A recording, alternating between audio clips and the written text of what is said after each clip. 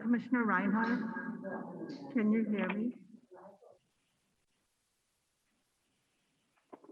Yes, I can. Can you hear me? Can you hear me? We're not on. Ah, got it.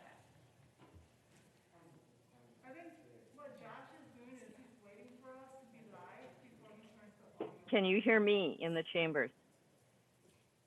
Yep, I'm messaging him right now. Okay, thank you. Because usually it'll show the. Good morning. Good morning. Okay. Yes. Yes.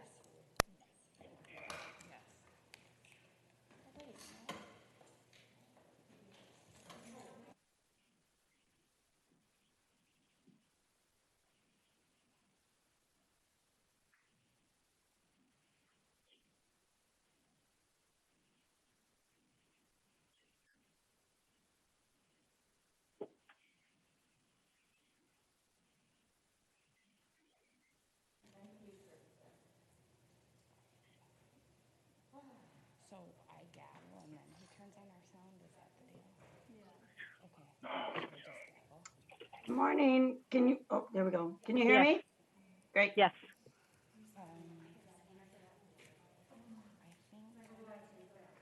think she's probably getting kids off to school, so I would say we should start. We have a quorum. Yeah. And it's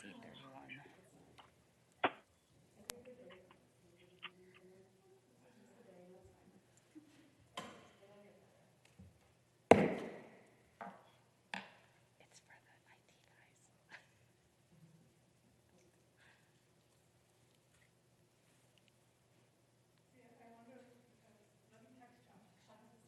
Okay. We're trying to get him to turn our side on. We can hear you. I can hear you. Okay, got it. The IT guys asked me to hit the gavel to start, so you let me know when you're ready. I'm just waiting to see if Commissioner Fretham is. Okay. Not yet. Oh, she's in the waiting room right now. She's not, on. She is? Okay. Yeah, she is. All right. Go ahead. Hit the gavel.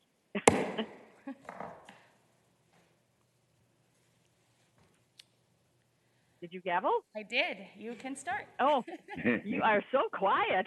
Okay. I'd like to call the Ramsey County Board of Commissioners Budget Committee of the Whole to order. We will begin with, I will make a couple of statements actually here. We'll start with the reason that we are doing this virtually, and that is pursuant to Minnesota Statute Section 13D.021, the chair of the Ramsey County Board of Commissioners has determined that an in-person meeting is not practical or prudent because of the COVID-19 pandemic and the prevalence of the Delta variant. Commissioners will participate by telephone or other electronic means. In addition, it may not be feasible for commissioners, staff, or members of the public to be present at the regular meeting location due to the COVID-19 pandemic and the prevalence of the Delta variant. The meeting broadcast will be available online and linked via ramseycounty.us/board meetings. Members of the public and the media will be able to watch the public meeting live online. And then I also want to talk about where we're at today for those that potentially have not been part of the other Budget Committee of the Whole meetings, the public in general. On August 24th, we heard from the county manager the overview of the 2022-2023 proposed budget. The proposed budget calls for a levy increase of 1.55% in 2022 and 4.54% in 2023. Meetings with the service teams on their proposed budgets began last week when we heard from Health and Wellness Service Team, and yesterday when we heard from Economic Growth and Community Investment and the Strategic Team. This morning, we'll hear from Information and Public Records, and this afternoon, we'll hear from Safety and Justice. The Deputy County Manager of each of the service teams will provide an overview of the service team, key highlights of the budget, and an update on their strategic priorities. The Controller will follow with major changes in the proposed budget, and each department director will present more details on their department priorities and proposed budget. After each presentation, I will open up the floor for any questions and discussion by the County Board. The full schedule of this year's budget process, including upcoming board meetings and actions, is available online at www.ramseycounty.us/budget. Videos of the budget hearings will be posted to our budget website. Following the budget presentations today at 4:30 p.m., we will have the first public hearing on the 2022-2023 biennial budget.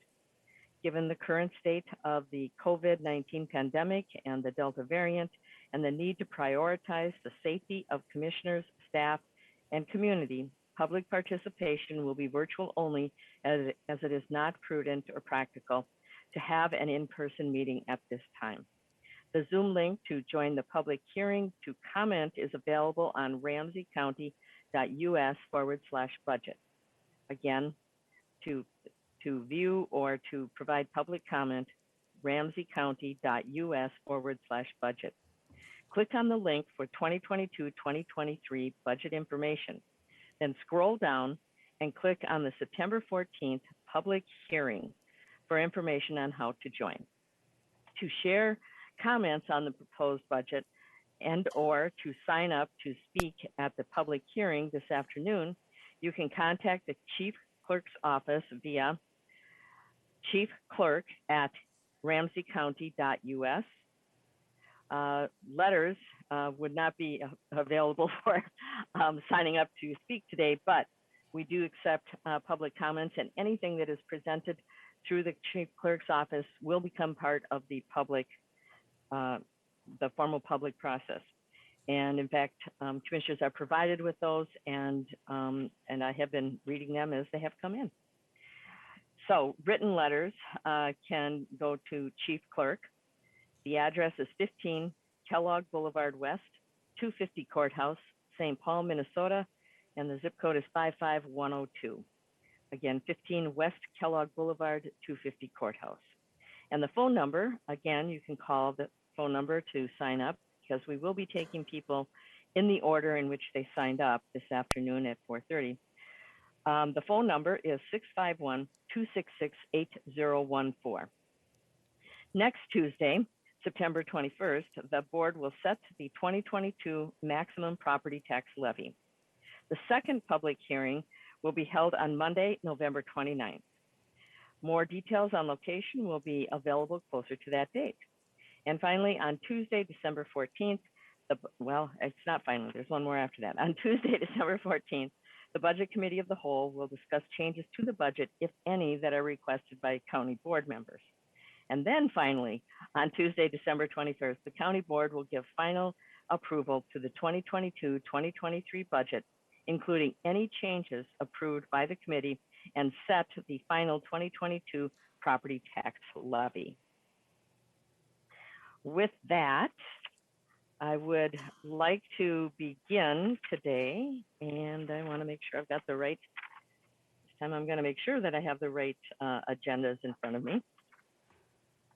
And before we move into the information and public records, yesterday at our meeting for the strategic team, we ran out of time. And we wanted to make sure that DeAndre Lindsay, the investment and debt manager, had time to provide us with the information, and if we had any questions, that we had time to get those questions answered. So we also were having a few technical difficulties, or I should say Dre was having a few technical difficulties, and so we decided to move it to first thing this morning. So I am looking to see if Dre is on so that I can turn it over to him. He is, by the way, okay. And the budget book is on pages 95 to 118. Welcome, Dre. Good morning. Can you hear me okay? I can hear you. Yes. Okay. All right. Well, good morning, Madam Chair, Board of Commissioners, and everyone attending this morning. My name is DeAndre Lindsay. I go by Dre, and I am the Debt and Investment Manager. First, I would like to acknowledge Ramsey County and the fiscal responsibility that is continually executed through its strategic priorities.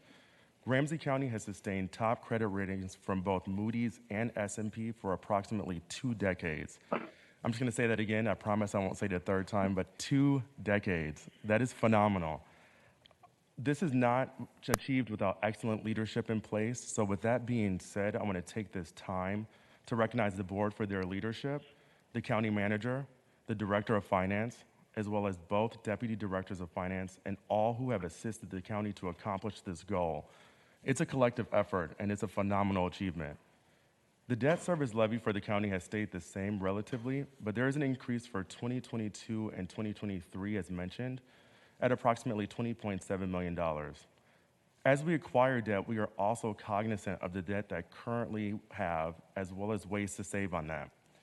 One way is by refinancing of bonds, and I had a conversation with some peers, and an example came up about refinancing a mortgage.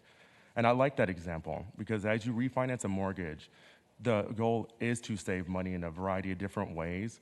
We take that same concept and apply it to the bond environment and debt environment. We continually look for ways to save money that yield both savings and additional future opportunities for projects. Adding to the fiscal responsibility is the policy around debt as it pertains to the overall budget. Debt service as a percentage of budget is measured by both rating agencies, Moody's and S&P, as well as the county. The county requires that it does not exceed 8%, and we are at approximately 3.5%. As you all get to know me, I love recognition, and I want to take this time to recognize again the board for the fiscal responsibility that they have, both for the taxpayers and the people that we serve. Lastly, I do want to make a note that within the capital improvement budget for 2022 and 2023 are funds in the amount of approximately $20 million for each year that is a one-time funding opportunity for strategic priorities set by the board. I want to thank the chair and the Board of Commissioners for this opportunity to discuss debt and the fiscal responsibility that Ramsey County has sustained and continues to do so. As a newer employee, I'm ecstatic to work in this space and be provided this space to work with the board on future bonding opportunities and strategic initiatives. And with that, I will take any questions. Well, this was well worth the wait. We're thrilled to have you in this position as well. And yes, the AAA bond rating from Standard & Poor's and Moody's, we are very proud of that. We are very proud of the how we have been recognized by the Government Finance Officers Association with the top 3 budget awards or the recognition from them for about the same period of time. And I think I know that we are the only county, I think, in the state of Minnesota that has achieved both of those for so many years. Yes, for 2 decades.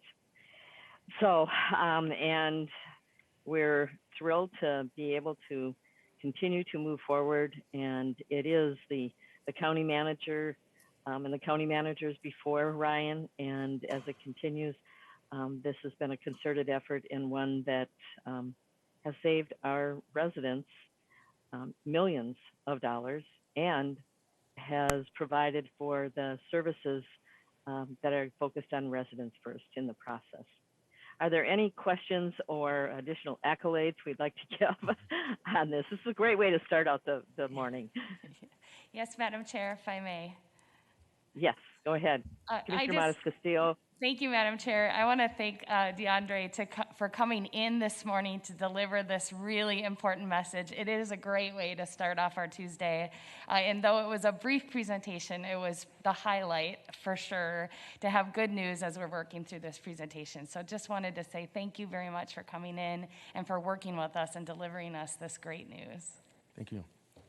And Commissioner Carter would also like to speak. And just a final thank you also for underscoring the reason for debt and finding. You need your microphone on. Thank you. Again, welcome to Ramsey County. We are so thankful to have you here with us.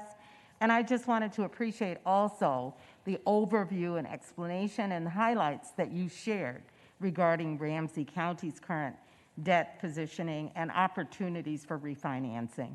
It is helpful when we hear not only the numbers, but when we hear the strategy, the approach, and the opportunities that we're taking advantage of. So I just wanted to say thanks, welcome, and we are looking so forward to continuing not only this history, but our future of great finance here in Ramsey County together with you. Thank you. Thank you. And Commissioner McDonough. Thanks, Madam Chair. I just wanted to extend my welcome to you, to the Ramsey County team, and thanks for your good work. Appreciate it. Thank you. Okay. Then we will move on to the next, our agenda, as I get to it here, for the Information and Public Records Service Team. And the Deputy County Manager, Karen Francois, is online. I know there she is. And I will turn it over to her. This information that she's going to be overviewing can be found on pages 119 to 125 of our budget books. Go ahead, Deputy County Manager Francois. Thank you, and good morning, Madam Chair and Commissioners. I would also like to extend a welcome to Dre. I see he may have left the chambers, but I haven't had an opportunity to meet him, but I look forward to doing that, and welcome to Ramsey County. Commissioners and Madam Chair, I am pleased to be here this morning to present the Information and Public Records Service Team 22-23 proposed budget. Thank you for the opportunity to be here. First, I want to spend a minute or two giving deep, heartfelt thanks all around. First and foremost, I want to thank our controller, Tracy West. Tracy has been heaven sent to all of us as we've gone through the development of this budget. She's led our budget action team, affectionately known as the BAT team. And believe me, they are truly the superheroes of this budget process. The BAT team consists of our inimitable IPR department heads, and they are an amazing group of leaders who will be presenting their proposed budgets throughout the morning. The team also consists of Tom Ortel, Sue Vang, Oscar Arzamendia, who, by the way, came to IPR through the Finance Fellows Program, Bianca Fuccini, and Karen Shea. And I'd also like to thank all of our managers and supervisors who work together with the BAT team to build a budget that reflects staff commitment to maintaining necessary services, keeping expenditures and the property tax burden to a minimum, and making IPR operations and service delivery as effective, efficient, and accessible as possible, given budgetary pressures and constraints. I also want to thank CFO Alex Kutza and Budget Director Susan Earle for their leadership throughout this process and for their help and support to develop a budget that is in alignment with the countywide mission, vision, goals, values, and strategic priorities. Lastly, I'd like to thank County Manager Ryan O'Connor for his continued vision and wisdom and guidance and support in all of the work of the IPR service team. The pandemic continues to challenge. It has challenged us to think about services provided and how we deliver those services to our residents and other customers, and it has accelerated the need to be flexible and adjust as we try to ensure that our residents are served with excellence in ways that have been determined in meaningful collaboration and partnership with between community and staff. Our service team priorities identified on page 120 of the budget book include those areas where we have already adjusted very quickly to ensure continuity of service delivery. Prior to the pandemic, we had already started rethinking how we deliver services within the context of the Residents First strategic priority under the leadership of my colleagues, Deputy County Managers Joanna Berg, Kathy Hadeen, and myself. Early on during emergency operations, we had to quickly pivot to ensure continued delivery of our services without ever having to shut our doors. And we're proud of the fact that we never had to shut our doors. That work begun during the emergency under the leadership of the incident management team has been operationalized and enhanced within the IPR service team as enterprise services, which includes service center staff and navigators who help residents navigate what tends to be a complex government system.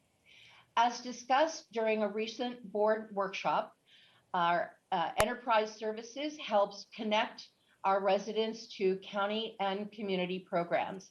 This work is done in very close collaboration with health and wellness and economic growth and community investment service teams, but crosses the county based on the needs of our residents and other customers. Controller Tracy West will talk in more detail about our major changes. I just wanted to highlight one that happened after the budget book was printed. IPR remains and will always do so in a state of continuous improvement. As such, for more effective and efficient deployment of vitally important work in the areas of change management, continuous improvement, and program and project management, we have restructured the Office of IPR, specifically IPR administration, to not only include the Enterprise Services Office, but also the Enterprise Project Management Office, along with IPR specific divisions. More info on that is on page 126 of the budget book, and Director Mosser will speak to these areas in more detail in her presentation. The pandemic also allowed our information and our IS team, our information services team, under the leadership of CIO Rich Christensen, to showcase their ability to be nimble and aggressive, being the great enabler, moving with lightning speed to enable the county to pivot to a work from home structure necessary to help keep our staff and residents safe and healthy. As we continue to think about how we work within the context of flexible work and returning to the office, the county's reliance on technology for service delivery and support increases and requires continued and increased investment in periodic replacement, upgrades, and new equipment and applications. CIO Christensen will talk about the IS and technology budget needs to meet this continued challenge in his presentation. Through the consistent and timely sharing of vital and critical information, the pandemic has also greatly increased the county's reliance on our nationally acclaimed communications and public relations service team to help keep our staff and residents safe and healthy. And by the way, I do know that they are not a service team, they are a department of our service team. In the 22-23 budget, the team will be expanding capacity through a combination of employee transfers and new positions. The demand for the functions of this department has been dramatically highlighted during the events of the past year, and additional capacity is required to continue meeting those expected service levels. Director John Sickland will talk about that in his presentation. These three areas are certainly priorities, not just for the service team, but have critical countywide impacts. But let me be clear, all of our work in IPR has critical countywide impacts. on how we deliver services to our residents and other customers, as well as how we fund the work to provide those critical services. From the assessment of more than 160,000 Ramsey County properties to the collection, receiving, distribution to our cities, and bank reconciliation of around $2.8 billion each year in mostly property taxes, but also other revenues as well. This work brings in anywhere from 40 to almost 50% of the Ramsey County budget in any given year. So this work of our county assessor, Luis Rosario, and team, and our county auditor treasurer, who is also the director of property tax records and election services, Heather Bessler, clearly has critical county-wide impacts. There are other important dynamics that impact the 22-23 IPR proposed budget that includes resource reallocations and division realignment to ensure critical service team outcomes are achieved while minimizing incremental increases to the budget. One I already mentioned, of course, is the restructuring of the IPR administration to include the offices of Enterprise Services and Enterprise Project Management Office. You can see more about other of the important dynamics on pages 120 and 121 of the budget book. They will also be discussed in the respective department presentations. I do want to point out one other important dynamic that will ultimately have an impact on our budget that began after publishing the budget book, and that is the IPR space consolidation, as discussed by our property management director, Kruger, yesterday. This work is already well underway, and we hope will be effective in either Q1 or Q2 of 2022. Director Mosser will talk a little bit more about that in her presentation. Last but not least, in 22-23, IPR will continue to have greater focus on community engagement and racial equity. We will continue to increase efforts to racially diversify our staff to reflect the rich diversity in Ramsey County and build race and cultural awareness among our staff to better serve all residents and other customers. We are more committed than ever to ensure countywide community participation in the decision-making that impacts the lives of all of our residents. Some of the ways we will promote racial equity and community engagement are outlined on page 121 and will be discussed in the department presentations. Over the next few hours, you'll hear the IPR team present to you our proposed budget request and what we are able to do with those requested dollars. They will talk about challenges, as did our colleagues across the county so far in their budget presentations to you. In IPR, we will also have to hold positions open and maintain a vacancy rate, as you've heard our colleagues in other service teams across the county will have to as well. We are the smallest service team. We account for only 8.4% of the entire Ramsey County budget.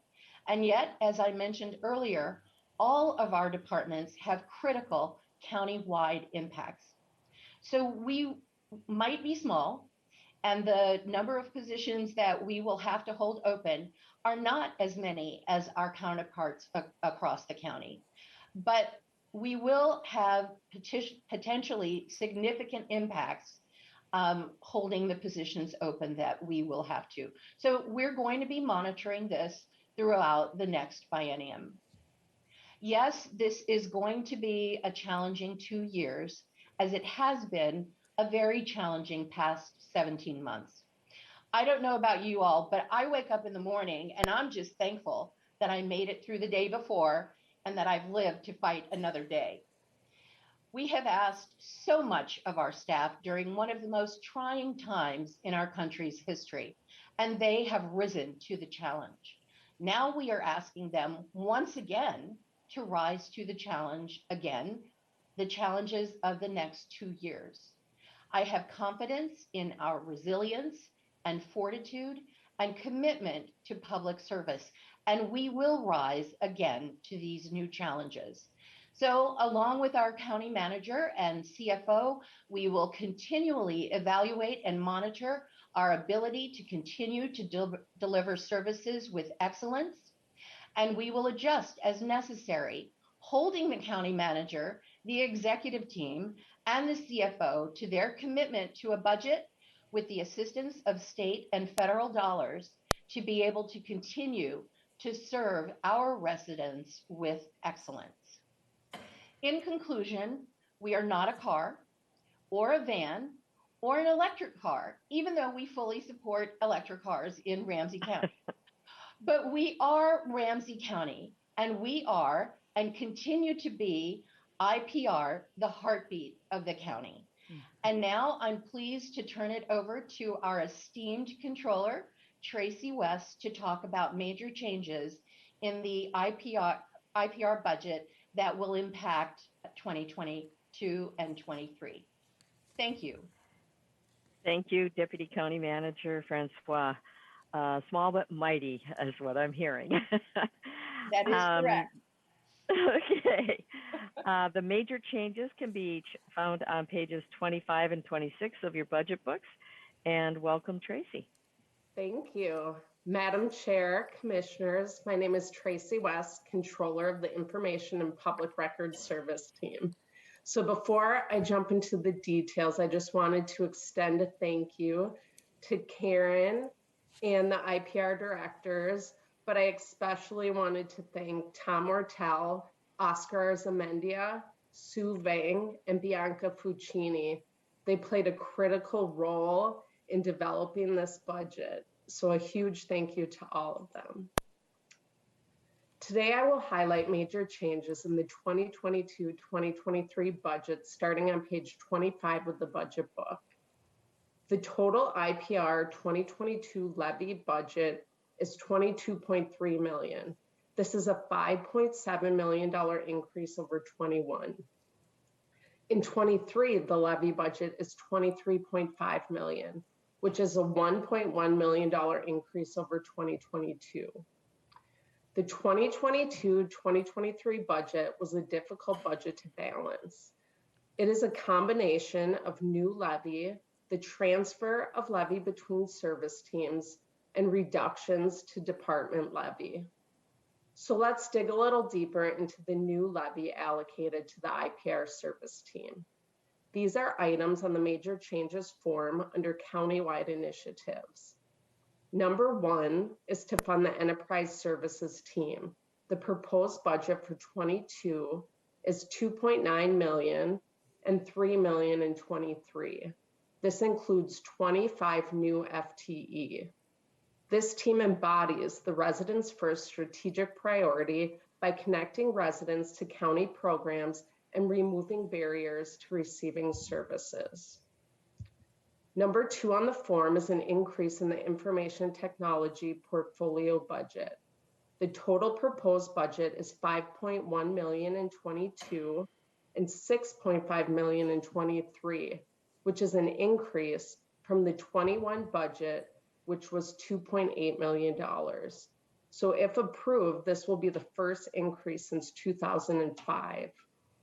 This funding will be used for the acquisition and implementation of new and replacement software applications necessary to meet the current and emerging business needs of Ramsey County.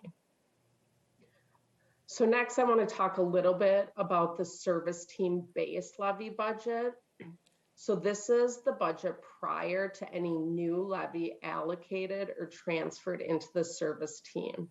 It is used to pay for existing staff and services. In 2023, the service team base budget is being reduced by over $300,000. So a combination of this levy reduction, inflationary increases, and service delivery changes due to COVID-19 has put a lot of pressure on the IPR budget. So with all these pressures, how do we balance to the levy budget? So this brings us to number 3 and 4 on the form. So to balance to the IPR levy target given to the service team, 7 positions will need to be frozen. 3 of the positions will come from the unified team, 2 will come from the county assessor's department, 1 will come from elections, and 1 will come from the IPR capability team. So on top of these frozen positions, the IPR will have to maintain an overall vacancy factor of 6% as a service team. So this is 3% higher than the historical average. So moving on to number 5, in property tax records and election services, the use of fund balance in the amount of $753,000 is included in the 2022 budget to support cost of elections. Number 6, in the 2020-2021 budget, elections was approved 6 new intermittent unclassified elections clerks. So the 2022-2023 proposed budget includes 2 of those 6 intermittent positions to be converted to full-time status.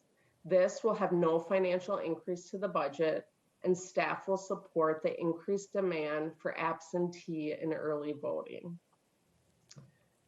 Moving on to 7, 8, and 9. So in total, 3 FTE will be added to communications.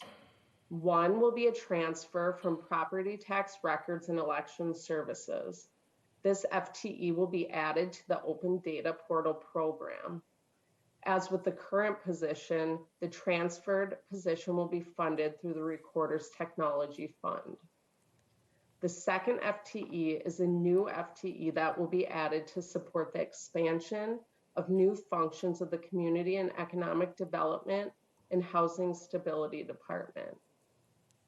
The third will be transferred from Health and Wellness Service Team to Communications. This position will provide additional capacity and support to the Health and Wellness Service Team. Number 10, in Information Services, there will be a use of fund balance in 2022 of $500,000 and in 2023 of $250,000, which is used to keep costs down for the departments. And last but not least, number 11, so 3 FTEs are being transferred into the IS department from finance. So this concludes the major changes for the IPR service team. I will now stand for questions. Thank you. That was a very thorough and detailed explanation. Well done. Are there questions? Commissioner For Carter, Tracy. Madam Chair.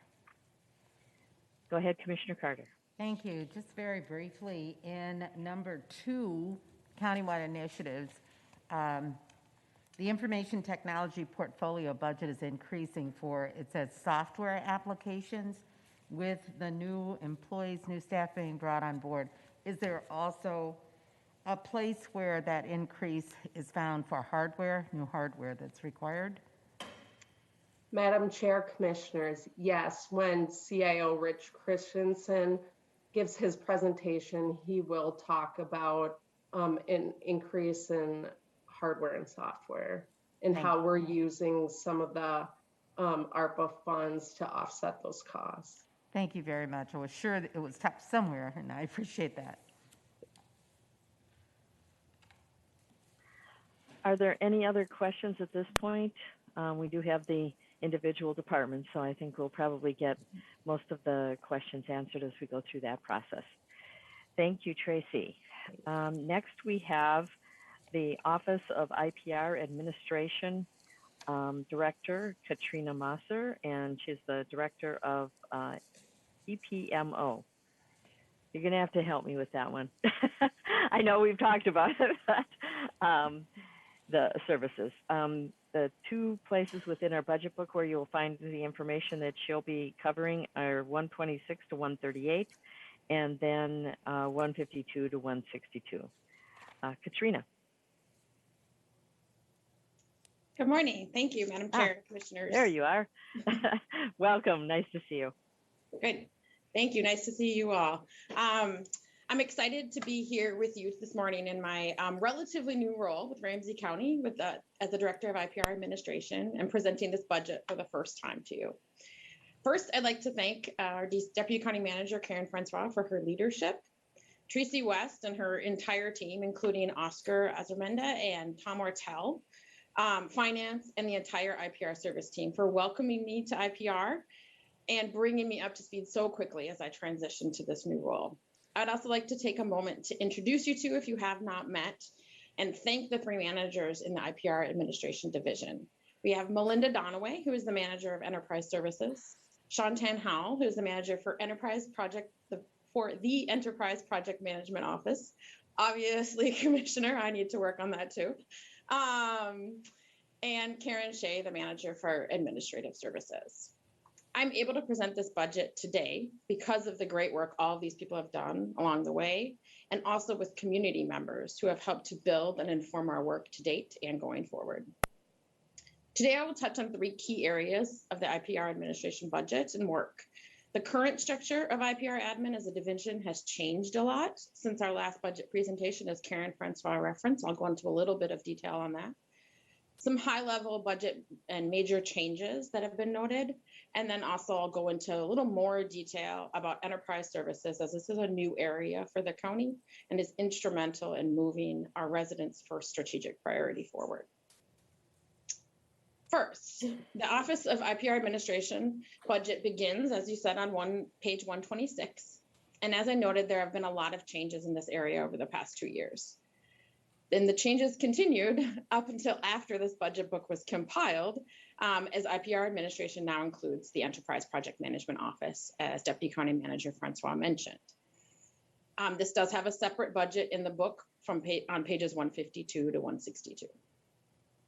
So therefore, the current and complete IPR administration budget includes not only the Enterprise Project Management Office, which I will refer to as EPMO going forward to make it a little bit easier, the IPR Administrative and Contract Services, Enterprise Services, the IPR Capability Team, the Controller and Team, Administrative Assistant, and our DCM. The total budget with all of these areas included, so the part that's included currently under IPR Administration or Office of and the EPMO is just under $14,858,000 in 2022 and $14,745,000 in 2023, with 54 FTEs in both years proposed. Second, like I said, I'll go through a few of the shifts in our budget, the major changes, so you can track where some of those changes are seen in the budget. There were the budget and FTEs of the unified team, which used to be part of IPR administration, were moved to property tax records and election services. Director Bessler will speak more to this during her presentation. In addition, there is a shift in budget and FTEs of 4 members of the capability team that were previously part of property tax records and election services and are now on the centralized capability team. Also, there was a shift in budget and FTEs for the controllers team. This was done after the last budget, but has been in place for a while now. These changes in the budget for these capability and controllers team members are reflected on pages 134 for the operating budget and 136 for the FTEs. These shifts did not add to the overall county budget, but are structural changes only. With those shifts, we are looking at the previous IPR administration, and that leaves only the administrative and contract services of the previous iteration of IPR administration. The staffing and budget in these areas has not changed. With an increased focus on these services and how we support the entire service team, I am working with Manager Karen Shea to continue to build these services to support all of the IPR departments consistently and leveraging efficiencies. One of the areas we're prioritizing over the coming year is the IPR footprint. As Property Management Director Kruger noted during her budget presentation, We are collaborating with property management to modernize and consolidate our workspace as we adapt to the new flexible workplace. And we are starting this work at the Plato building to consolidate IPR's footprint. As I noted, the EPMO is now part of IPR administration. This restructuring is aligned with the transition of the EPMO from a project management office primarily supporting technology projects to encompass management and consultation on projects and strategic priorities throughout the county, with a focus on transformational change with project management, organizational change management, business analysis, and process improvement. I'm working closely with Manager Shantan Howe and the EPMO team to continue to build the EPMO practice areas and embrace this transformational mission. Besides this structural move to IPR administration, there are no significant budget changes in the EPMO in the proposed budget. The budget model for the EPMO includes billing for our services, so the budget doesn't directly impact the county levy target. As the current budget structure for the EPMO is new, we're in our second year of this structure. We are continuing to monitor this budget closely with Tracy West and her team to ensure that we are calibrating work to meet our budget targets in partnership with the service teams and departments we work with. The final piece of IPR administration is enterprise services, which, as you know, started during the pandemic and really jump-started so much of the work that you as the Board of Commissioners had done with county leadership to envision the future of service delivery for Ramsey County. Enterprise services transitioned to its permanent home in IPR in late 2020, and the first permanent staff members were hired in March and April of this year. Enterprise services embodies our residents first strategic priority. Prior to engaging, Enterprise services embodies our residents first strategic priority to engage residents and employees to provide effective, efficient, and accessible services. We are working to implement transformational change in collaboration with residents, community members, and government partners, and internal service team and departments to ensure there is no wrong door for our residents to access the county. And by door in this case, I mean both the physical kind of door and a virtual door. Enterprise services is working to reduce the barriers and complexity that residents all too often encounter when accessing government services, to better connect residents to the services they are seeking so that they can thrive. Before I get into the budget for enterprise services, I want to take a moment to recognize the amazing enterprise services team who stepped up not only early on in the pandemic, but throughout to continue to keep our doors open and respond to our residents' needs. This has not only included helping a resident apply for services or navigate the county system, but also answering any and all questions that may have come their way.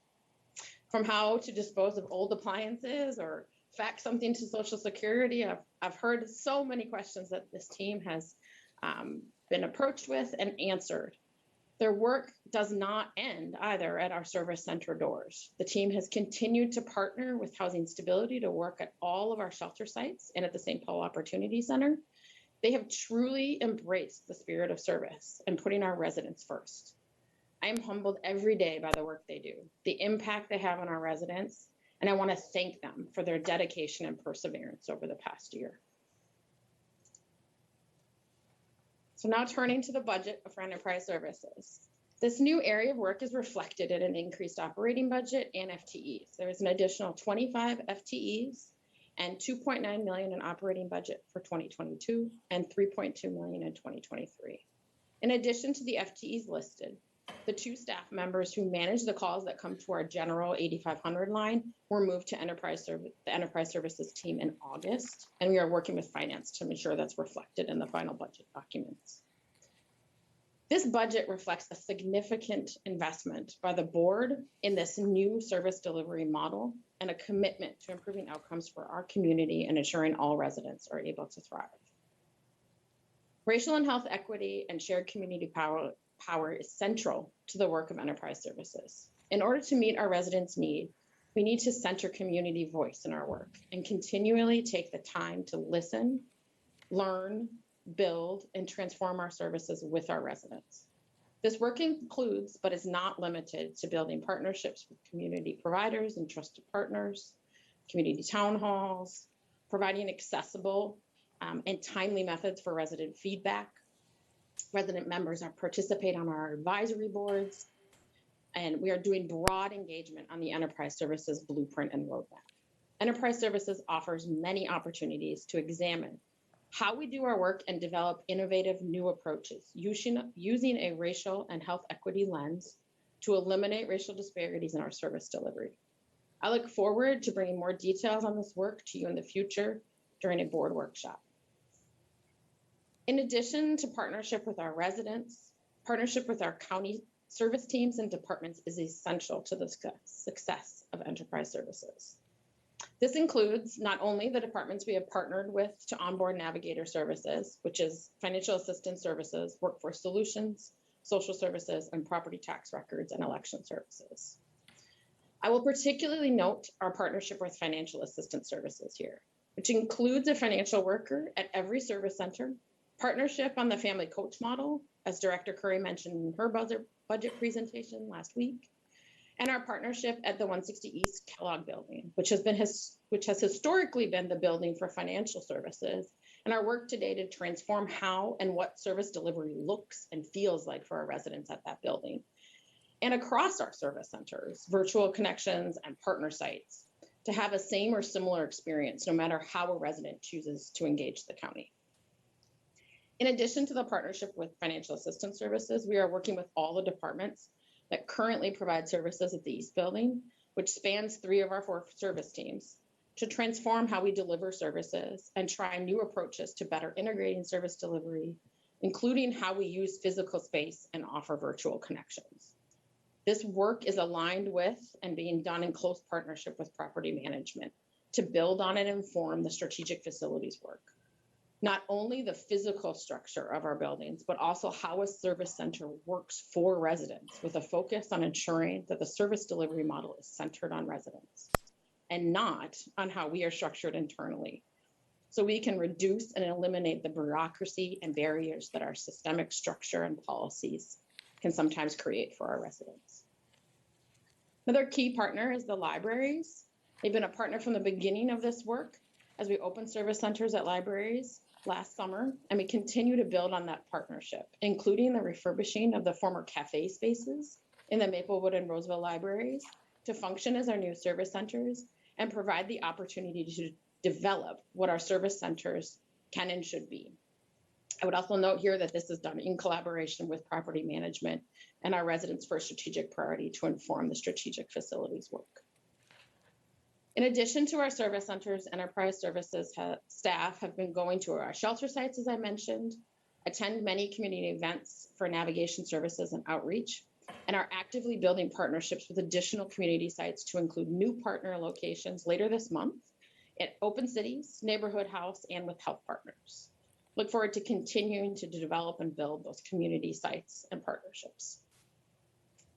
Looking to the longer term, as we continue to transform and are able to meet the needs of our residents more effectively and efficiently, this work should ultimately shift and reduce the need for some county services.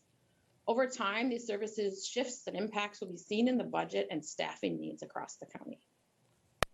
Finally, I recognize the difficult times and budget decisions we currently faced, and I am honored and humbled to be able to work with a county board of commissioners that has not only recognized, but invested in the important work of transforming our services to put our residents first, advance racial and health equity, and share community power. Enterprise services provides many opportunities for us to change, innovate, and transform how we work, and embrace our county's values of community, equity, people, integrity, and leadership. So with that, Madam Chair and Commissioners, thank you for your time today, and I look forward to questions and discussion. This is indeed a time of change, and all of the information that you provided is really uplifting. Not only have you covered, and others as well have covered the budget, but really the impact on the services being provided. And that's really what it's all about, is to be able to do that in a very cost-effective way and being nimble, as we have, as I've mentioned before. Commissioner Fretham and then Commissioner McGuire. Thank you, Chair Reinhardt. And thank you, IPR team, for the start of this presentation. I just want to note that as you wrapped up and noted that there's a goal for shifting and reducing the need for county services, and that might eventually shrink the team. I'll just say that my vision and conception of transformational change means there isn't a moment where we've transformed and then we're done, but that continuous quality improvement means that there will be an ongoing need for this work because not only are programs constantly changing, but our community is constantly changing, and we need to be able to respond to those changes and changes far beyond our control, as we've learned very well in this last couple of years with COVID. I don't think any of us planned for that. I didn't. And so while I look forward to seeing those efficiencies develop and cost savings occur, it is also my expectation that strong excellence in how we do our work requires ongoing reflection, assessment, and recalibration. Thank you. If I could, Madam Chair, I'd just like to thank Commissioner Fretham for those comments, and I completely agree and look forward to continuing to work and as Commissioner Reinhardt said, be nimble and adaptive to what our community needs. And I think this is a great point to emphasize why it is great to have the Enterprise Project Management Office in the same division as Enterprise Services, because that work is really focused. We are building that practice to do continuous process improvement and embed that throughout the county and continue to have that transformational and innovation mindset. Thank you. Commissioner McGuire. Thank you, Madam Chair, and thank you, Director Mosser. This is some of the most exciting work I think our county is doing, and so it's really fun to hear you talk about it. And of course, Deputy County Manager Francoise and in her leadership in this. But just thank you so much, Director Mosser, for highlighting this amazing work. The navigators, the service centers, the family coaches. This is all, I think, just some of our most innovative and creative work done in service of our residents. And so I'm looking forward to the workshop because I'll have lots of questions there. And I think at this point, I just want to say thank you for being innovative and creative. And maybe a question is, as you're enterprise-wide, you're county-wide, and each of these service teams are in their own areas, how are you working with them, or how are you accessing the opportunities we have in other service teams to get to, enterprise-wide creativity? So, and maybe you just can think about it. I mean, that's a big question, but that's the kind of question I'm going to want to ask in the workshop. Is, how are we making sure we're finding all those areas where we can really be nimble and quick and serve our residents in the best way? Thank you, Commissioner, Madam Chair.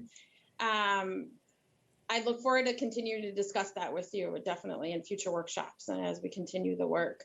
The first note I would comment on is that as Enterprise Services is part of our residents' first strategic priority and partners with not only the sponsors for that priority, but also our work with our business technology architecture and looking really with that focus enterprise-wide at where different parts of the county are moving and opportunities to collaborate and improve our services we sit at a good point or good part of the organization to see that enterprise-wide picture. And that's part of my kind of dual hat as the Residents First Advisory Board Chair, but also working with Melinda Donaway and her team in Enterprise Services. And I think we've really set up a great structure to be able to have that enterprise-wide view. Also, many of our advisory boards, not only for Residents First, but also for Enterprise Services, we are ensure not only that community members are part of it, but also that there's representation from every service team. And that's one of the huge pluses I've seen in the restructuring of our county towards service teams is that we're able to leverage that structure to ensure we have representation on our advisory boards and governance boards across the service team, and those people and those leaders come to those tables representing not only their department, but the service team. So we can have the enterprise-wide view and really try to connect and leverage those, the work across the county as it moves forward. Thank you so much for that deeper dive into that structure. I really appreciate it. It's exciting to hear it. And thank you for your work there. And I look forward to our workshops so we can talk even more about it. Thank you. Thank you. Are there other questions or comments at this point for Director Mosser in the chambers? Madam Chair, this is Karen Francois. I just wanted to add an additional comment to Director Mosser's, and that is in her response relative to the Residents First Advisory Group, of which she is the chair. I just wanted to remind the board that that group is also overseen by 3 deputy county managers that are from IPR, Health and Wellness, and economic growth and community investment. So we do have a broad scope, and we have broad leadership at many different levels from across the entire organization. Thank you for that additional information. No questions from the chamber, Madam Chair. Thank you. Okay, we will move on then to Property Tax Records and Election Services. Heather Bessler is the director. She has presented many times to the board. Excellent services. In the budget book, you can turn to pages 179 to 191. And I will turn it over to Director Bessler. Welcome. Thank you. Thank you, Madam Chair and Commissioners, for the opportunity to present to you today. I'm Heather Bessler, the Ramsey County Auditor Treasurer and the Director of the Property Tax Records and Election Services Department. Like Director Mosser, I'd like to start off by thanking a few people. First and foremost, I'd like to thank the staff that comprises the Property Tax Records and Election Services Department. They're a mighty group and super talented, and they continuously strive to embody the county's values and priorities through their work. I'd also like to thank the IPR budget team, IPR leadership, and especially our amazing controller, Tracy West, for their support and spirit of cooperation and teamwork throughout this budgeting process.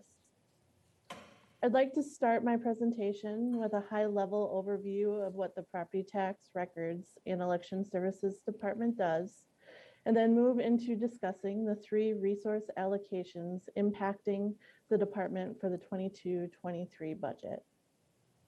For those viewing this presentation who are not familiar with the department, the Property Tax Records and Election Services Department primarily provides information and services related to property tax, property ownership, elections, and money received by the county that are assigned to the statutory offices of the county auditor, county treasurer, county recorder, and examiner of titles.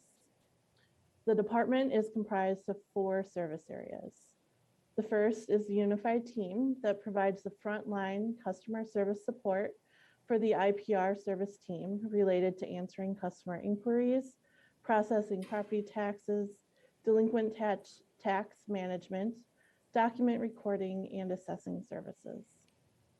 The second area is property tax services, which is comprised of the tax accounting team and the tax forfeited land team. The tax accounting team calculates, bills, distributes, adjusts, and reports the county's largest revenue source, which of course is property taxes. The tax forfeited land team focuses on cultivating productive properties through the administration of tax forfeited lands. The third service area is election services. This group administers elections in Ramsey County in a fair, honest, impartial, accurate, and efficient manner. This team also administers city and school district elections for most jurisdictions in the county under contracts for election services. This includes contracts for 13 of our cities and 5 of our school districts. And last but not least is the Examiner of Titles Office, which administers the Registered Land System, also known as the Torrens system. Now to move to the 22-23 budget, the Property Tax Records and Election Services Department is proposing 3 resource allocations. And as Chair Reinhardt indicated, this information starts on page 179 of the budget book. The first reallocation moves the unified team from the IPR admin department to the Property Tax Records and Election Services Department. The unified team was originally formed out of an organization redesign with the goal to move previously siloed functions to one team to improve customer service and accountability. This team will continue increasing effectiveness and efficiencies by moving to the Property Tax Records and Election Services Department. By aligning the unified team functions with the Property Tax Records and Election Services Department, it is aligning a cross-functional customer service team with the respective back office administrative subject matter expertise, providing greater continuity of services for our residents. The second resource allocation that I'd like to talk about is the request to utilize fund balance for the administration of elections in the 22-23 budget. Historically, elections has utilized fund balance to aid in the administration of elections. In the last round of contract renewals for our cities and schools, the contracts were right-sized to reflect actual costs related to election administration on their behalf. This will reduce the need for fund balance utilization in coming budgets. However, due to the fundamental shift that occurred last year, and is expected to continue in coming elections of voters utilizing absentee voting instead of voting on election day, the growing cost for administering absentee voting will necessitate utilizing some level of fund balance, as some of these responsibilities statutorily lay with the county. A vital aspect of this work is ensuring the proper volume of absentee voting locations and providing ballot drop-off locations so residents from all parts of the county can cast their ballot conveniently and securely at locations that are staffed with election judges reflecting the racial diversity of our county, and that offer language services and on-site translators and adaptive equipment, allowing all voters to cast their ballot in secret. The third reallocation of resources is to convert 2 of the 6 existing intermittent election services positions to full-time status. The position status conversion has no financial increase on the 22-23 budget, as Controller Tracy West indicated. The staff filling these positions fulfill essential duties for administering a successful and accurate election. And as such, we feel these should be reflected in full-time employment status for these 2 positions. The first position is responsible for managing our election judge contingency. The county has a database of over 4,000 election judges.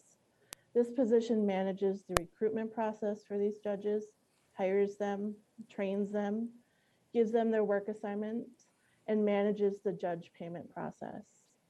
Part of the hiring and assignment process for election judges is ensuring our election judge contingency reflects the racial diversity and language requirements of our county and meets statutory requirements for party balance and representation at each of our 170 plus election day polling places and at the absentee voting locations. This individual performs this work for the county for the administration of absentee voting and on behalf of our cities and schools who hold elections administration contracts with our office. The second position is responsible for managing voter registration and campaign finance duties. Our 600 plus poll pads used at polling places to check voters in, the voting equipment used at our 170 plus polling places, and serves as the backup for election result reporting. And with that, thank you for your continued support of the Property Tax Records and Election Services Department. And I'm happy to stand for whatever questions the board may have. Thank you, Director Bessler. I guess one of the things, and you talked a little bit about it with the absentee ballots and more coming in that way. One of the things that I was very impressed with was the ability to track the ballots. Could you just talk a little bit more about that? Because, you know, knowing that your ballot has been received is really important, however you cast that ballot.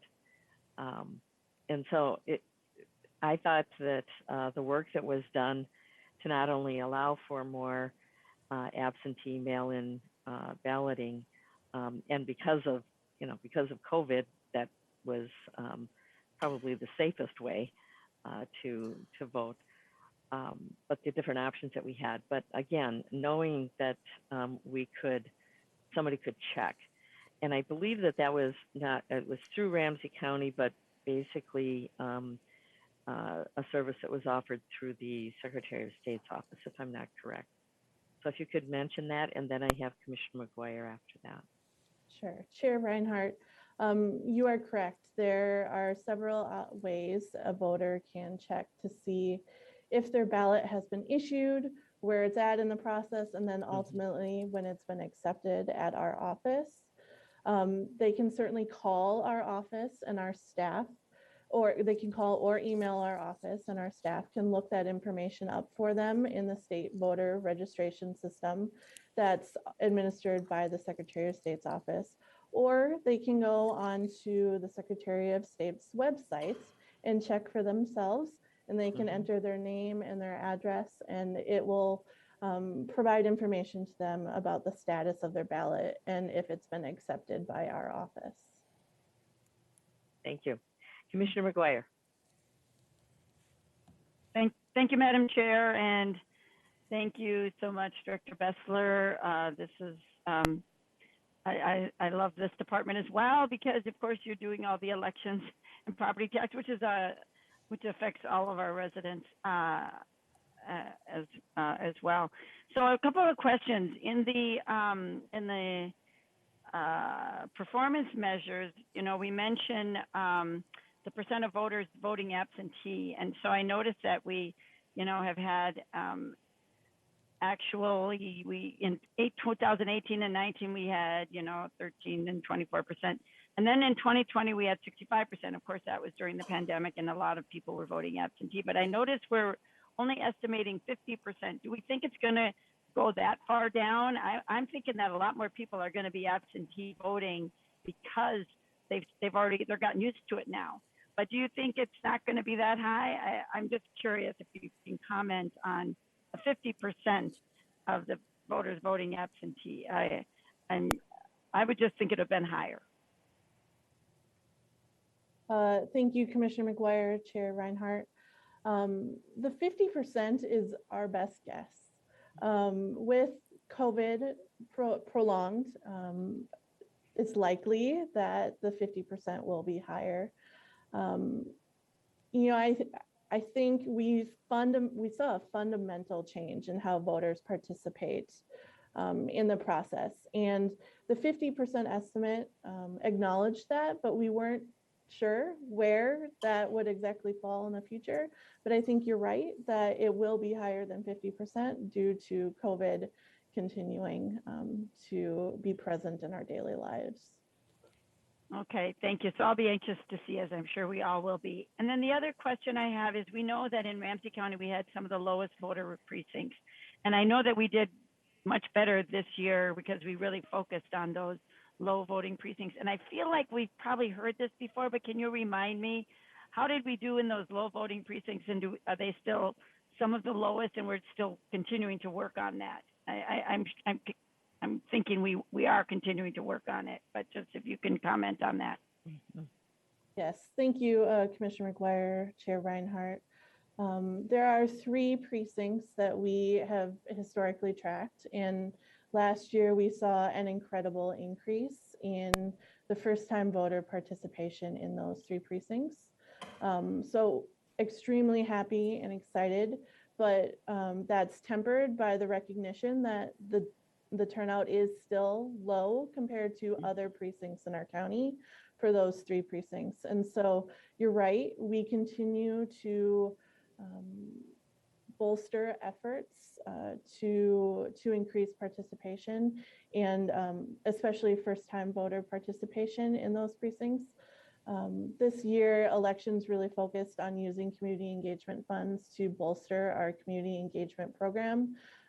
We did a formal solicitation process where we grew our program to work with new community partners and community partners we've worked with in the past in an effort to reach those voters that still have not been reached in those precincts.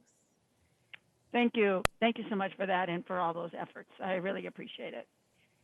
Thanks, Madam Chair. Well, thank you. And it is, not only do we have more happening absentee ballots, but in general, we were able to have many more people voting, which was really great to see. And Minnesota, again, came in #1 in the country as far as voter participation. And I think Ramsey County was a big part of that. So, Commissioner McDonough. Thanks, Madam Chair. A couple things. One, to follow up on Commissioner McGuire. I'm wondering what the plan is moving forward here. We've got those 3 precincts are in St. Paul. St. Paul has a mayoral election and a school board election this year, and then of course next year we'll have broader elections. Are we continuing to reinforce and invest in the community engagement part to continue to increase voter participation in those precincts? Commissioner McDonough, Chair Reinhardt, yes. We applied and received community engagement funds for both halves for this year, and we will continue to apply for and hopefully receive those funds in the next year. Specifically this year, because of the St. Paul mayoral race being the main race happening, our efforts are focused on St. Paul specifically and on those 3 precincts to make sure that turnout continues to grow in a year where traditionally there is lower turnout. Yeah, I appreciate that. And my hope is we'll continue. Those 3 precincts really were low. And even though we had success last year, we should continue to work on that until we get these precincts up and it becomes a way of life for folks to vote. And then my final comment here, and it's more of a comment, and part of it I think is, it certainly is a recognition, but, I'm not sure, maybe never before in our history has the election system been challenged in an unfounded way as it has been over this past election. And really a number of folks really tried to discredit or throw around accusations that are just never been founded as far as the integrity of the elections and the accountability of folks that run the elections. And we shouldn't let that drive us, because I do believe that Ramsey County has always performed in the highest level of integrity in managing our elections and accountability and transparency. And we'll always continue to achieve what is humanly possible in that area. The one area I think that might be helpful to consider here is, maybe a stronger outreach to community for them to have an understanding of how much goes into us managing our elections in our county to achieve that high level of integrity and accountability. So these unfounded accusations as they continue don't pull people into that camp, but they have the information and the resources to be able to make sound judgments based on the accurate information here about how we actually run elections and what goes into successful elections and the work that you and your team do into making sure that we can have confidence that these elections are with the highest integrity and accountability that we possibly can have. Thank you. Madam Chair, County Manager O'Connor would like to respond as well. Thank you, Commissioner. Go ahead. Madam Chair, Commissioner McDonough, just one piece for the full board here. Heather did a great job of highlighting this unknowingly. When she talked about the community engagement funds that were applied for Part 1, Part 2, I just want to go back to, this is the funding that the board authorized in this current budget year that we're living in for this budget cycle. That funding for community engagement funding, $2 million is run, or $1 million per year, I believe is what it is, excuse me, $2 million for the biennium, is run by the Policy and Planning Department. And so we take countywide requests from every area of the organization, prioritize them, and twice a year it opens a conversation around what did you say you were gonna do, what went well, what did we learn, how do we embed it? And it's no longer just scattershot happening where we don't have eyes on it. And so Director Bessler just highlighted a great spot where this service team has said, this remains a priority. We want to stay on top of it. And I just wanted to make that tangible connection for everybody here. Thank you. Yeah, thank you for that. Appreciate it. And Madam Chair, if I could just ask one question as well. Go ahead.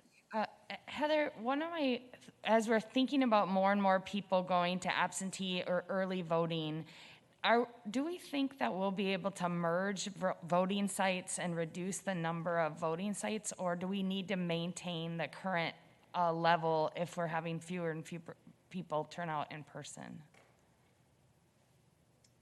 Thank you, Commissioner Manis-Castillo, Commissioner Reinhardt. That's a complex question. Statutorily, nothing has changed for Election Day and the requirements that are put upon counties for administering that. We still have to, the number of polling places are directly dictated by the number of voters and how the districts are laid out. And so there is a minimum level of service that statutorily we have to provide. So as we see a fundamental shift, I think you'll also see the county administrative groups like MACO going to the legislature with proposals to right size and adjust the Election Day requirements as we see voters migrate to the absentee voting process. Thank you. Well, and that reminds me also of when you were talking about I think you said 4,000 election judges. And that's one of the areas where I think the general public really isn't aware of the amount of work that goes into making sure that all of the requirements are met, and including, well, you listed off some of them, but including the partisan positions, and making sure that it's balanced. And, you know, first of all, getting and training 4,000 people, and I know that some of them do it for every election, which is great. But that is no small feat. And that was under a lot of scrutiny, as Commissioner McDonough commented, the people that tried to say that the integrity of our system was under attack, or that it wasn't real, just didn't know, I think, the extent to which we make sure that the integrity of the election process is above reproach. And so, but the election judges, it's pretty amazing the work that's done there. If you want to speak to that just a little bit, and the people that stepped forward, and with COVID that changed it. And I know there was concern to begin with about not having enough, but people stepped up. Director Bessler. Thank you, Chair Reinhardt. Absolutely. Historically, it's been difficult finding enough election judges to participate, especially on presidential years. Last year was exceptional in the response that we received from the community for wanting to participate in this fundamental civic process.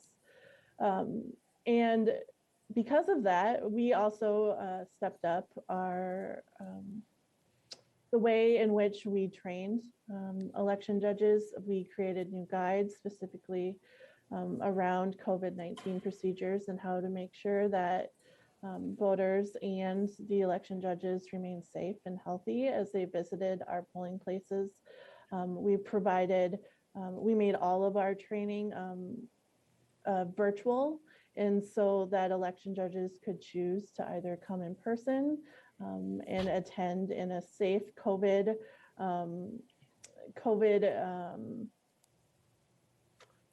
Precautions. Yeah, thank that you. are- yeah. Thank you. Taking every precaution for COVID, or they could take it online where they could receive all of the various training modules that were required of them. And then that training also consists of training on all of our equipment, on all of the election laws, on how to assist every sort of voter that they may encounter on that day. So. Well, and then one other thing that I'd like you to touch on is, there's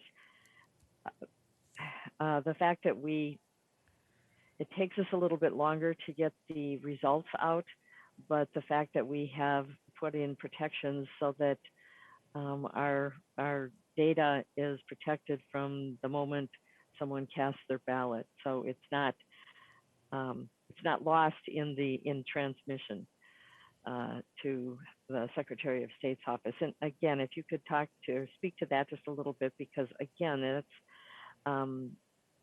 making sure that your ballot is accepted is one thing. Making sure that nothing can happen to it because of the way we do it, which is different than others. Absolutely. Thank you, Chair Reinhardt. There's a lot that goes into keeping ballots secure, starting at the time that they arrive at our office after a voter has cast their ballot. From the moment that it arrives at our office, it's kept in secure storage areas in our office where access to those secure areas is limited to only people who need to have access to those areas. From that point, it's logged in the state voter registration system that it's in our office, that it has been accepted. And from that point, when the ballot is handled, it's handled by election judges where party balance is required and is met. And so election judges from the major political parties are handling those ballots in a safe and secure manner after those ballots have been opened and accepted or rejected, and then ultimately counted. They go back into secure storage so that we are aware of where the ballots are at all times. And then on election night, when results are reported into us, we use an air gap system that is removed from any county networks and from any outside influences to make sure that those results remain secure and accurate as they are transmitted to the Secretary of State's office. We also, unlike other counties, we choose to not send results directly from the polling places transmitted from the machines to our office via Wi-Fi. We wait for those media sticks to be delivered by the election judges from those precincts to our office, and then we upload the results directly from there, again, to ensure the security and the accuracy of the results. And then those results are fully audited as well by our controller before they are finally uploaded to the state voter system. Thank you. Again, I just think it's important that people understand the links that we go to make sure that their ballot is counted, that their vote is counted. Are there any other questions for Director Bessler? Okay, then we will move on. The next presenter is Luis Rosario. He is the county assessor. That portion of the budget can be found on pages 192 to 206 of our budget books. Welcome, Luis. Good morning, Madam Chair, Commissioners. Thank you for the opportunity to speak with you today about the 2022-2023 budget. My name is Luis Rosario, Ramsey County Assessor, and my plan this morning is just really give you a brief overview of the County Assessor's Department budget, which you mentioned is on page 192.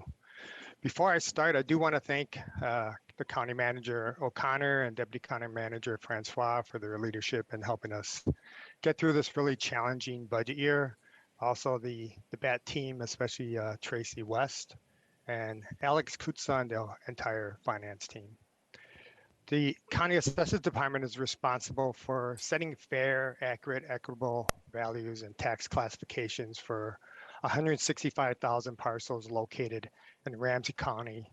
Our core services are really to ensure all properties are accurately valued and classified each assessment year, maintain accurate land records via electronic parcel data, tax map records to ensure that legally described parcels exist correctly in our system, engage with residents and property owners to answer any of their questions or their concerns, whether to create, maintain reports to provide property information in a timely and accurate manner, and to review challenges to the assessment, adjust the assessments whenever warranted, and defend the assessment when justified, and to resolve Minnesota tax court challenges to the assessment.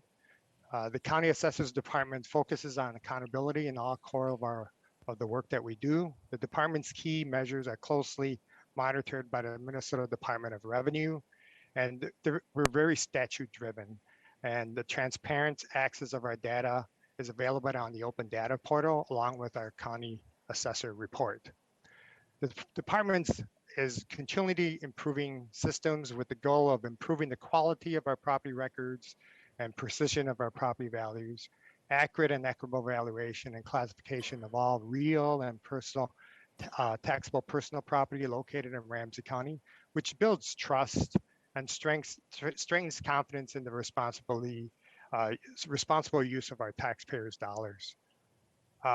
Department performance measurements speak to the challenges related to creating and maintaining a diverse and fully trained staff, and reflects the requirements to produce an accurate and equitable annual assessment for all real estate and taxable personal property in Ramsey County.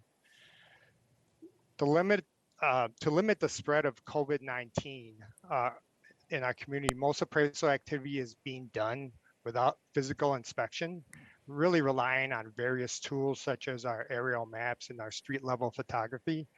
While this has really improved on some efficiencies, it's really made certain valuations very, very challenging as well. At the outset of COVID-19, many of our department processes were quickly restructured to ensure that community and staff safety. The department was still able to meet the community's right to question their values through a virtual open book meeting.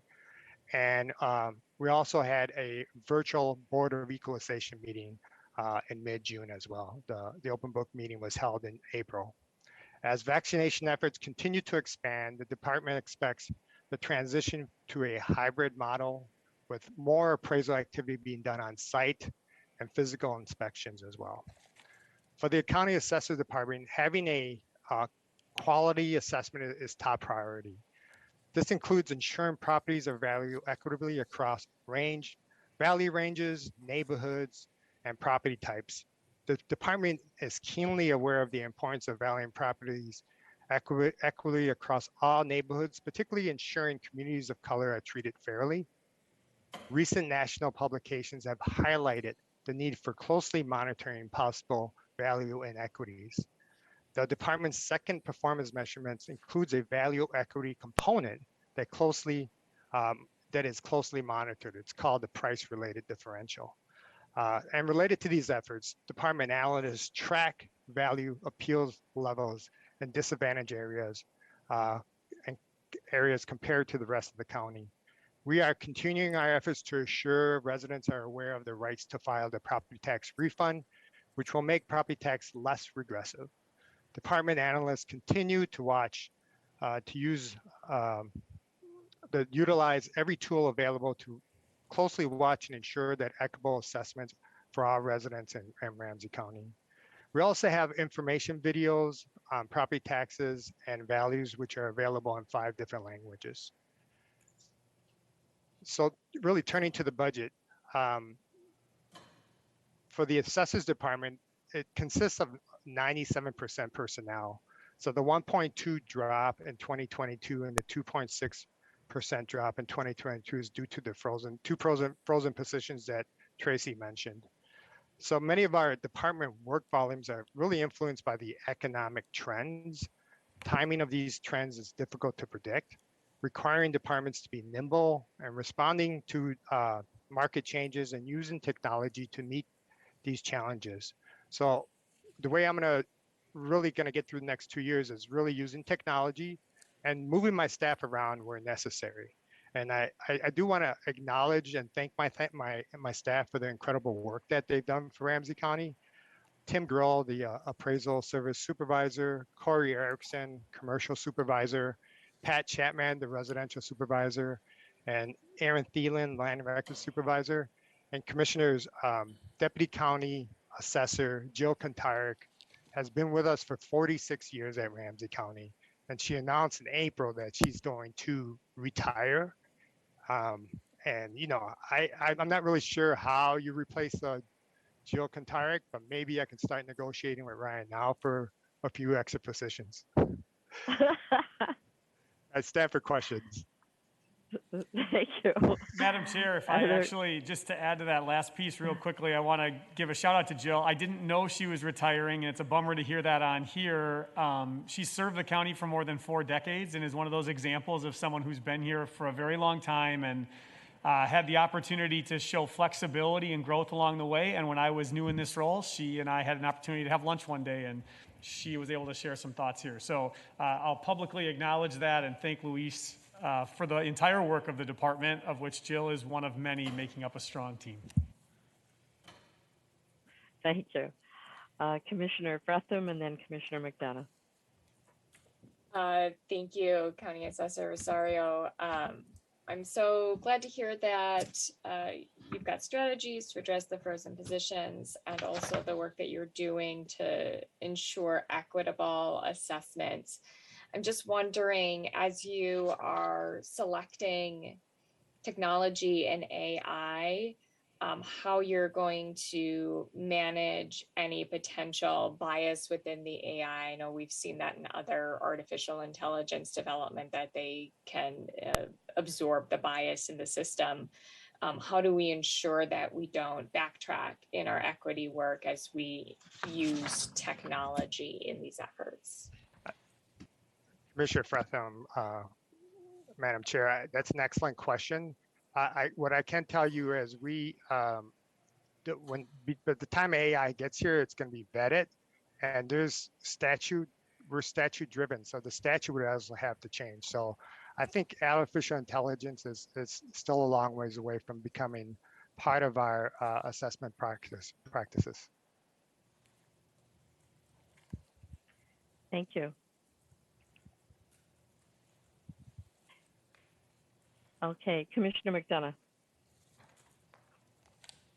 Thank you, Madam Chair. Luis, my question is how we might be able to utilize technology to help address some of the inequities. As I was listening to your presentation, and you know, I represent the east side of St. Paul, but you know, the poorer areas in our county tend to have the biggest fluctuations. When things are crashing, they lose the most wealth in their equity, and when things are going good, they tend to see that recapturing of wealth, but at the same time, that means their values jump dramatically compared to more stable parts of our county. And you know, the property tax refunds, there's 2 of them you mentioned, are really an attempt to help address some of that and minimize the impact of a regressive tax on communities that really are hardest hit by that. And as I was listening to it, was occurring to me, you know, and I know this is a potential budget issue, but you know, the one property tax refund is it's about triggers, right?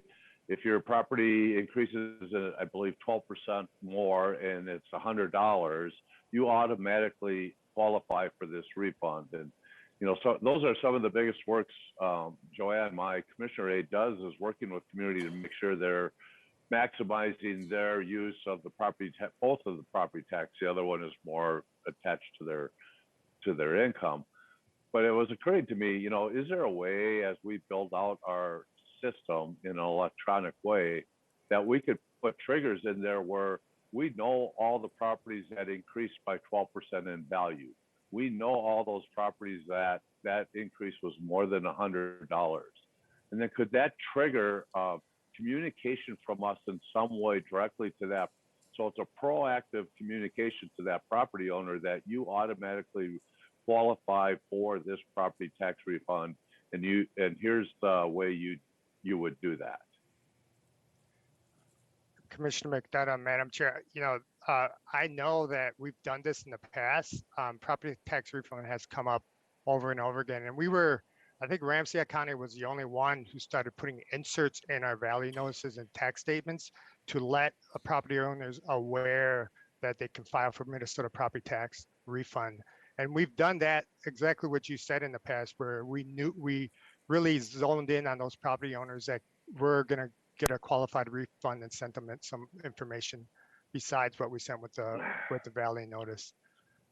So I do know that can be done, and we've done that in the past. Yeah, I appreciate that. Maybe take a look back at when we've done that very targeted approach. Did we see some success? Did we see more applicants applying? Maybe there's not a way to correlate that. I don't know, but I think in ways where we can be proactive.